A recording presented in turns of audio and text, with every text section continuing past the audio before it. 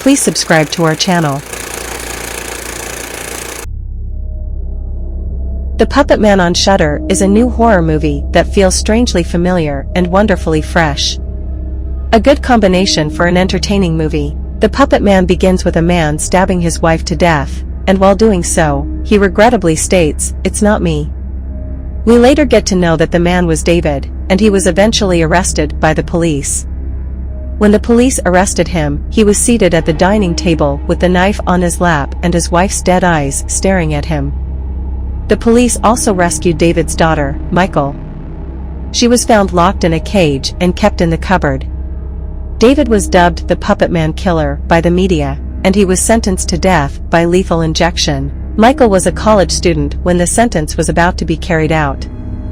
Even though it had been years since the incident, and she barely remembered glimpses of it, Michal's life was nothing like the ordinary. Charlie was Michal's roommate, and she was curious when she learned about Michal's past. She realized that the reason behind Michal's sleepwalking was her childhood trauma.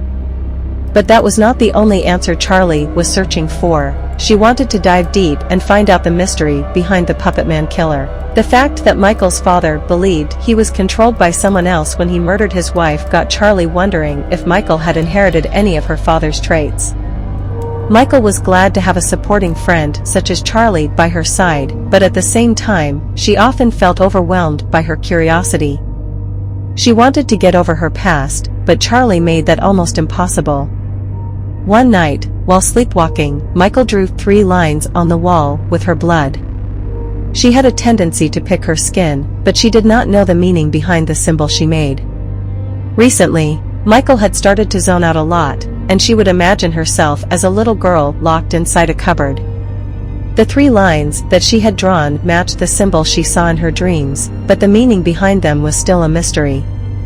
Along with the strange visions and the sleepwalking, Michal also started to spot crows all around her. She could feel an ominous presence, but she did not know what it wanted from her. Meanwhile, Charlie conducted her own investigation, and she learned some unsettling truths about Michal from a psychic, Ruby. One night, Charlie, Michal, and their friends Joe, Glenn, and Danny gathered at the dorm terrace for a fun night. After taking a few sips of his drink, Glenn went on to disclose how messed up Michal was. Charlie and Glenn took an interest in each other, and Charlie seemed to have shared every detail about her roommate with Glenn. Michal could not believe that Charlie had betrayed her trust and shared embarrassing details of her life with someone else. Charlie tried to explain herself, but Michal had enough. Just as Michal was about to leave, Charlie started to behave strangely. She was unable to move or speak. Her horrified eyes stared at Michal as she walked to the edge of the terrace and fell to the ground. Charlie died on the spot, and Michal believed she was to blame. Michal was convinced that there was something wrong with her, and it was the reason why people around her died. After meeting Charlie's mother, Michal learned about the psychic Charlie visited often, and she decided to meet Ruby with her friends. From the bunch of dead crows to Michal attempting to commit suicide in her sleep, there were plenty of indications that suggested something was terribly wrong. Even though visiting a psyche was not the most logical thing to do, Michal, Danner, Joe, and Glenn agreed to give it a try. Before speaking to Michal, Ruby invited her friends and warned them that there was something dark that lived inside Michal, and Charlie was afraid of her. While Ruby was busy with her friends, Michal glanced through the room and noticed a book titled The Cult of Dolos with the exact symbol that she used to draw in her sleep. Before Michal could find any more information, Ruby called her into the room. A seance was conducted to summon Michal's mother, Patricia, since Ruby believed she was the only one who could answer the person responsible for Charlie's death. A spirit entered Ruby's body, and they wrote, "I murdered Charlie."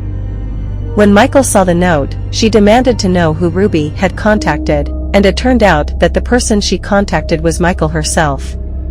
This proved that there was a part of Michal that was evil, and she was unaware of the existence of the spirit inside her. Since Ruby had been in talks with Charlie, she figured that she must try and contact the evil in Michal to find out if it was responsible for Charlie's death. After going through Charlie's laptop, Jo found out that it was a book named The Cult of Dolos that led Charlie to Ruby.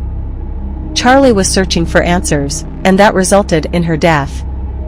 That night, Michal started to sleepwalk once again, and using the blood dripping from her wrist, she wrote, "Let it lie, let it die, Char lie, Char die." It was the darkness that spoke through Michal, and according to the statement, it was safe to assume that anyone who dared to lie to the darkness living inside Michal would be killed. Michal realized that maybe she was responsible for the death of her mother and later the death of one of her foster fathers, who abused her. She started to believe that her anger resulted in the deaths. In the Puppetman, we learned that there was something powerful in her that could take action even without her consent, and the more Michal learned about it, the more she wanted to give up on her life. In the Puppetman, Jo could sense an ominous presence from the moment she was handed the Dolos book by Ruby. She had informed Glenn and Danny about it, and she intended on uncovering the mystery together. But neither Glenn nor Danny responded to her message, and after waiting for them at the library, she decided to find out the truth all by herself. Glenn liked Charlie, and after her death, he became extremely bitter. He hated Michal for destroying their lives, and he could not wrap his head around how big the problem was. Meanwhile, Danny was busy with Michal. He was her only friend who did not give up on her. He tried to understand what she was going through, and he supported her as much as he could. When he received the text, he was at a diner with Michal, and he ignored the text to keep Michal company. After going through the book, Jo learned that to bring the demon back into the world, a ritual of marrying the light and the dark, that is, the sin and the innocence, must be followed. It was then that she figured out what Charlie had gone through. The book stated that the ones who conspired against Dolos would have to submit themselves to him, and he would ultimately take control of their bodies. Dolos is the spirit of trickery in Greek mythology, and he was brought into the world to wreak havoc. Jo called Ruby to find out if they were in danger, and within seconds, she got her answer. Jo was smoking a cigarette, and she lost complete control of her body. The cigarette dropped on the book, and she stabbed herself with the pen in her hand.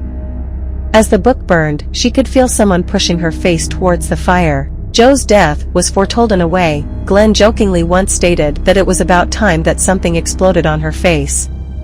Jo ultimately burned to death, and even though she tried to fight against the force, it was impossible. Glenn and Jo died on the same night. He was at the gym, and all of a sudden, Dolos took control of his body and ultimately crushed his skull. Danny was the only one alive, but not for too long. Danny and Michal traveled to the prison to meet Michal's father, David. She believed he was the only one who could answer her questions, and she was right. David admitted that he and Patricia participated in the marriage ritual, as mentioned in the book.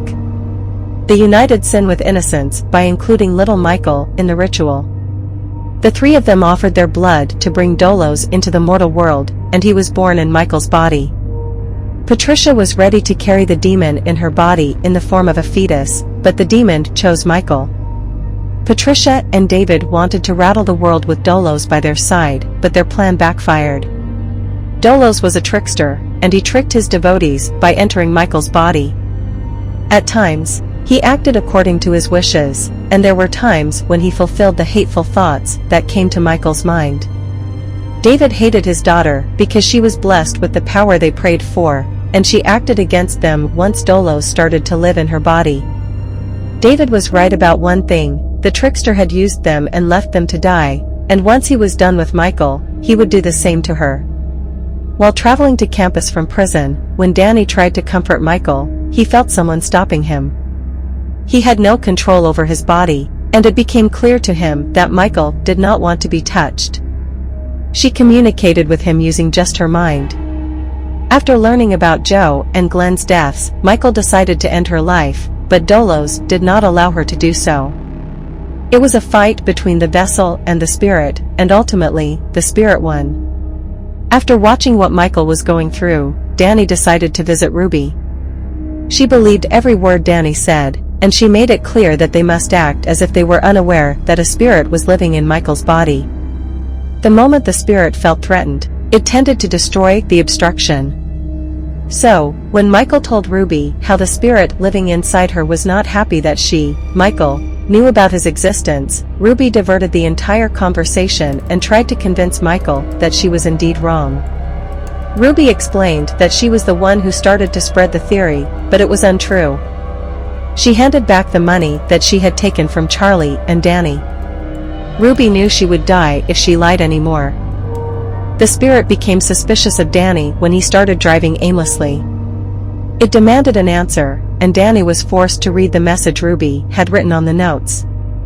The moment the spirit realized that Danny too was aware that someone else was in control of Michal's body, the decision to kill Danny was made. The vessel and the spirit were in conflict once again, but the spirit was too powerful for Michal to dominate, and she helplessly watched her boyfriend die in front of her eyes. Ruby contacted Detective Al, the one in charge of Charlie, Joe, and Glenn's murder cases. When Michal attempted to die once again at the police station, Al found her. Even though Michal wanted to die, the spirit protected the vessel. But since Al entered the station in silence, the spirit was unaware of his presence. Al shot Michal with a tranquilizer and brought her to Ruby. The book mentioned that the spirit of Dolos found peace only when it rested, and now that the body was at rest, Ruby assumed that the spirit was asleep as well. While Michal was resting, Ruby contacted the real Michal, who was still awake inside the body. Michal responded that she wanted to be free and that her father could be her substitute. It was time to trick the trickster. Since Michal's father was to be executed, it was the perfect body for the spirit of Dolos to reside in, to confirm that it never returns. At the end of the Puppetman, Michal was taken to prison, and she woke up when they arrived there. The real Michal seemed to be the one in control, and she was ready to have a word with her father. She convinced David to open himself to the spirit of Dolos. She desperately wanted to be free, and David agreed to do one last favor for his daughter. The transfer was apparently a success, and David was taken in for execution. During the Puppetman's ending, David, with the spirit of Dolos inside of him, was able to take control of the body of the executioner, but it was only momentary. David died after being injected with a lethal substance, and Ruby breathed a sigh of relief, knowing that the threat was now gone. The last few seconds of the Puppetman are crucial. While Ruby was convinced that Dolos was gone, the wicked smile on Michal's face told a different story. It was evident that Dolos never entered David's body, and it was Michal who momentarily paused the executioner to make David believe that he was in control and that he could be free if he wanted. The ending proved that it was almost impossible to trick the trickster. It makes us wonder if Ruby ever contacted the real Michal, or was it the real Michal who was put to sleep instead of the spirit of Dolos? Whatever the case, in the end, Dolos had complete control over Michal. To think of it, Michal would have never wanted her father to live, and by transferring Dolos into his body, it was a possibility. Once David had the power to control minds, he would have escaped his death. It is strange that Ruby did not think about that. It is also likely that, in the end, the vessel and the spirit were finally in sync. Dolos will continue to live as Michal and trick those who dare to plot against him. So that's the Puppetman film summary and ending explained. I hope you liked this video. Please leave a comment and subscribe to this channel. See you in another video. Bye.